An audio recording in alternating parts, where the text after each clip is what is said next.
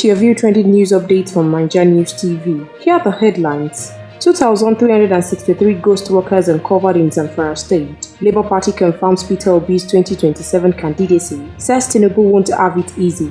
Arewa Consultative Forum rejects Ganduje's call to back Tinubu in 2027. Now the news in detail. The Zamfara state government said it had uncovered 2,363 ghost workers following the verification of civil and public servants in the state. Governor Dauda Lawal constituted a committee headed by the state head of service in August 2024 with the mandate to conduct the verification exercise of state workers. A statement by the governor's spokesperson, Suleiman Idris, revealed that the verification process exposed 220 minors receiving monthly pay as civil servants. The statement noted that the verification exercise was necessary due to the state government's effort to implement the 70,000 naira minimum wage. Idris said, the report highlighted that 75 workers' first appointment dates were not in compliance with the issue dates, and all of them were minors at the time of employment. During the verification, 2,363 ghost workers were exposed. They were paid a total of 193,642,097 naira 19 kobo every month. These verification exercises are ongoing efforts to monitor the Zamfara workforce and ensure transparency and accountability in service, especially as the minimum wage payments begin in March of this year.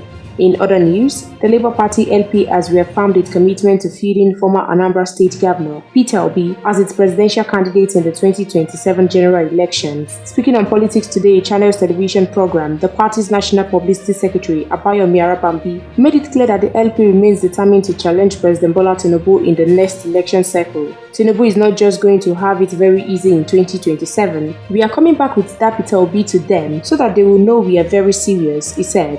Arabambi also debunked claims of internal crisis within the party, insisting that Labour Party remains strong and is not on the brink of collapse. There is no leadership crisis in the Labour Party. Labour Party is not going into extinction. It's just a figment of imagination of most of our detractors, he added. Despite the loss in the 2023 gubernatorial poll, the party remains confident that Obi will stage a stronger challenge in 2027.